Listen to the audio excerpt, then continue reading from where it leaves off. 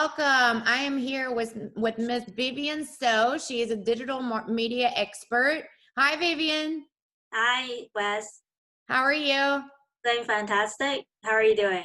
Very well, thank you. Thank you for being here with us today. Would you mind taking a minute to tell our audience a little bit about yourself and more specifically your business and your experience and expertise? Sure. So my digital marketing journey actually started when I was 14 when I made my first website. But for the longest time, I didn't make a buck because I was chasing shiny after, right?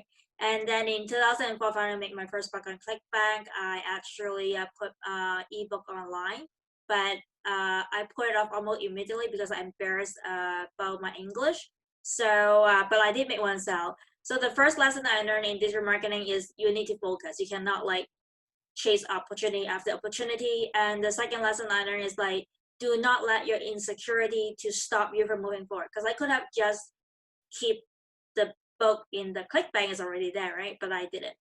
So basically, up till June 2015, I've been treating this like a hobby. But in November 2016, when I actually, 2015, when I actually got sick, I think about what I have been doing on my life, what I want to achieve. Then in November 2016, I start my first company. Uh, that company now move on to another company because of COVID. But what really make the changes, like the first client I got was that I offer free service, social scheduling service for a client. And before I meet the client, I have no idea what the industry is. It was like window treatment, like what I don't know what it is. And the client is super happy with me because within the 36 hours, the project started. I finished all the content schedule automation, and he was so shocked that I actually familiar with his industry and his business so quick. Yeah. So, but it's not like a magic pill. It's just like I've done lots of research. I didn't wait until I feel I'm confident enough or I'm equipped enough to get my first client. I just go to on my LinkedIn to send out introduction to say, hey, I'm blah blah blah and all that stuff just to connect with people. So instead of thinking too much, just do action. That's how I go from the first client that gave me recommendation that led to the next job and into the next job. And fast forward now, I got 8K follower on LinkedIn, and I'm working on two different business. The first business is digital marketing, where basically I use Facebook group to move people from prospect to a paid client. I can explain a little bit about how that works. So we have a mastermind group where people can test out their courses in the group and get feedback to improve about the group. So at this stage, they're building their prototype, right? Right. We have another group where they will do pilot study about the courses that they refine the prototype at the mastermind. So at the other group, what happened is that it is open up for everyone. The mastermind is private, right?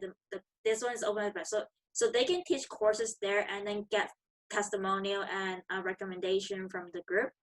So once the policy is like, oh, you have your baby, like you got enough social proof, and then you move out of the group and start your own courses or collaborate with other graduate to form a membership site. So it's a way for course creator to have a safe space to work on their stuff and then move to a group where they pilot study and then graduate to move on their own. Wow, that's really cool. What's the name of the Facebook group? I can tell you the public one. I can tell you the mastermind because the mastermind is closed right now. We kind of like, once the mastermind get resold, then we can kind of like say that we're taking like other than the founding member, we're accepting more member, right? So change from a free mastermind group to a paid mastermind group. So I cannot disclose the mastermind group, but the Facebook group that I have is for open for everyone. Is called Getting Your Slice of Digital Marketing. Oh, okay. Because I truly believe that everyone can get a slice of digital marketing. make it their own and profit from it. That's what I truly believe.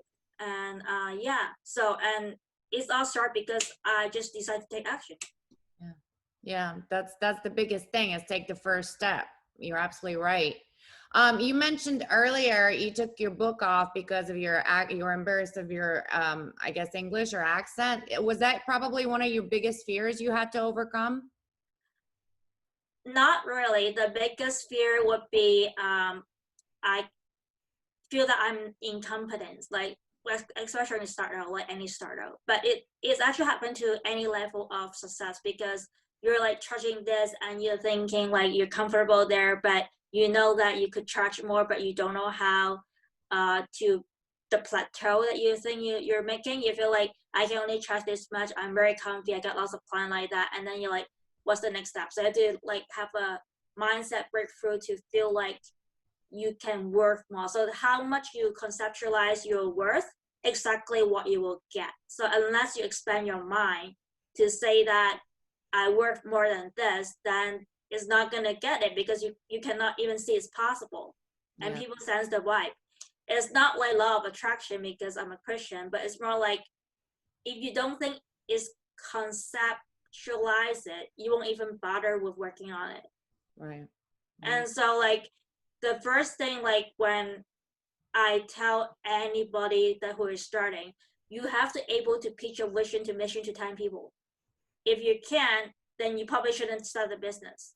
Oh. If you're not confident enough about your vision and mission, who is gonna join you? Because we are in the business to know who know what, right? Like we're not doing all by ourselves. The one thing, if you're good at that, you can find business partner, investor, and have a team work for you, so you work less. But it's really crucial, the basic thing to able to pitch your vision. And all is that is your mentality. Like, so that's why I think it's important to have a coach that kind of help you to break the plateau. Because we all have some kind of money block, and we kind of some all have the money issue. When we hit certain level of success, we kind of just stop. We don't know how to ask for more, because we're comfortable here. This kind of like what I worth, but the how much you work is exponential, like in proportion to your imagination. Right. That makes sense. Oh, thank you for that. I was going to ask if you had some tips for brand new business owners and entrepreneurs and startups, but you nailed it. Absolutely. That's very good. Let me ask you, what is success to you? What does it mean to you? Success to me is that it's financial sustainable, at least that's the basic requirement, that you can be independent in the sense that you don't have to rely on other people to sustain your life. The other part of it is not rely on debt. I don't have any credit card. I just cut all my credit card up. So to be able to debt free is quite important, to not use the cash you don't have. If you have the habit doing that, you will run into some into trouble. I know like lots of people say like you have to kind of leverage debt, but there's good debt and bad debt, right? So the good debt would be you invest on yourself, invest so you can have a line of credit where you invest on your business, but those that you will actually bring the profit to cover back your engine, right? Like recycle the ad spend. The negative one is any impulsive buying kind of thing. Yeah. I do that. I'm guilty of that. I have to I'm walk. guilty of that too. But I'm trying to control it by cutting my credit card. Because like if I don't need it, then I wouldn't do it. Or if I do have a credit card, make sure I pay it in full before the next month. 100%. That's so true.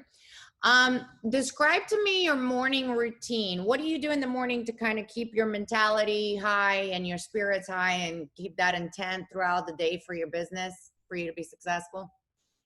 Recently, I don't really have one, but I used to be every morning. I will wake up and then I will drink my supplement. I still do that. I drink my supplement, and then I will meditate on Word of God. And then after I meditate on one word, just one word, and on like what that words mean to me and how I thank God. Then I go into like maybe 15 minutes silence just to enjoy God. And after that, I will start my day. But before I even start meditate on the words, I will set my intention. So I will have a clip that have set my intention. I play it back to me.